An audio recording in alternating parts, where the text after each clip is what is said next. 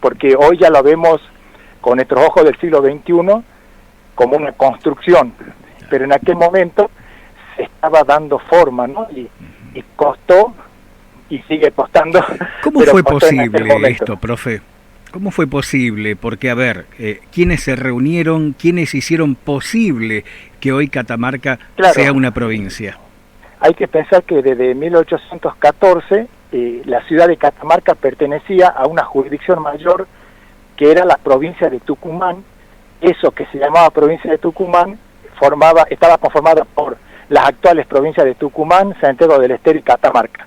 Entonces, eso fue a partir de 1814, y a partir de 1820, que se produce una crisis política importante, cada ciudad queda vinculada, queda en situación de tomar sus propias decisiones, y a partir de ese momento se consolida un proceso que hoy lo podemos llamar autonómico, ¿no? Porque en aquel momento el término autonomía no existía, claro. No aparece en la documentación, no se mencionaba ese término, sino se hablaba de independencia. Entonces, a partir de ese momento es que se va a tomar la decisión de separarse, de independizarse de esa jurisdicción mayor que era la provincia de Tucumán, integrada por estas tres provincias que menciono, y en el año 1820, cuando empieza el año 20, ya Santiago del Estero se separa de esa gran provincia de Tucumán, y luego lo va a hacer Catamarca el 25 de agosto de 1821, lo cual implicaba, como decía recién, iniciar ese tránsito, ese camino de ser provincia. Profesor, ahora, a nivel social, las personas, el pueblo, ¿cómo lo vivía o cómo se vivía en esos días? No hay registro de eso, ¿no? Pensemos que eran 54 vecinos aproximadamente los que participan de ese cabildo, eran situaciones muy políticas, ¿no? De hecho, siempre hay un libro de Félix Luna que se llama Segunda Fila, donde habla de la historia de la gente que está en su lugar todos los días, cotidianamente, ¿no? Y pienso en ese momento cuánta gente tuvo noción de lo que pasó, incluso hasta quienes participaron del evento mismo, les costaría imaginar lo que eso significaba, mucho más para el pueblo, ¿no? Si tu pregunta va hacia la sociedad en general, ¿no? Sí. Estas son decisiones políticas que se tomaban como ocurre hoy, ¿no? Hay decisiones políticas que se la toma un grupo de poder, y luego el resto no entendemos mucho o no nos enteramos del todo. En realidad acá no se trataba de no querer informar, sino de que era un paso más dentro de una consolidación política que se iba dando. Había como una tendencia de las ciudades a ir separándose de quienes dependían y conformándose como provincia. Entonces, esa era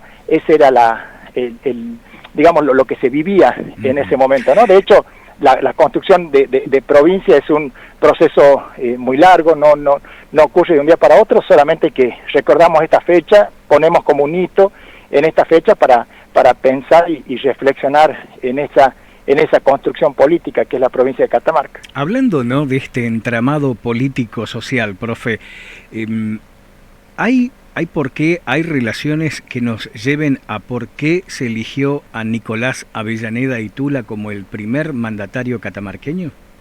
Mira, Nicolás Avellaneda y Tula era el representante de Bernabé Araoz aquí. Bernabé Araoz era el gobernador, era el presidente de la República del Tucumán, de ese espacio geográfico macro que les comentaba recién, integrado por Tucumán, Catamarca y Santiago del Estero.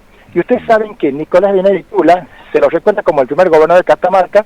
En realidad él era la representante es un proceso complicado, porque él representaba eso de lo cual nosotros los catamarqueños de la época se querían separar, ¿no? Él ingresó al Cabildo de Catamarca, ahí en la esquina de República y Rivadavia, ingresó como representante de esa República del Tucumán, de la cual nos queríamos separar, y él, en ese evento, en ese cabildo, en esa reunión, fue elegido, el documento dice, y para evitar mayores conflictos, que Avellaneda siga en su cargo, No, el documento no dice que fue elegido primer gobernador de Catamarca. La historia lo recuerda así, pero él era el jefe político y por lo tanto quedó en esa situación política ocupando ese espacio. No hay mucho más que eso, porque él representaba esa República de Tucumán de la cual nos queríamos separar. Bueno, hablo como si fuese que yo estoy ahí, pero en realidad se querían separar ellos, ¿no? Y la figura de Avellaneda es interesante porque ustedes saben que a partir de ese día él va a durar apenas 6 meses en el poder, ¿no? Va a ser un gobierno muy complicado. Claro. Ahora, profesor, para ir cerrando, y para los catamarqueños que están escuchando en este momento, ¿por qué es importante esta fecha y por qué no debemos dejar de recordar y celebrar?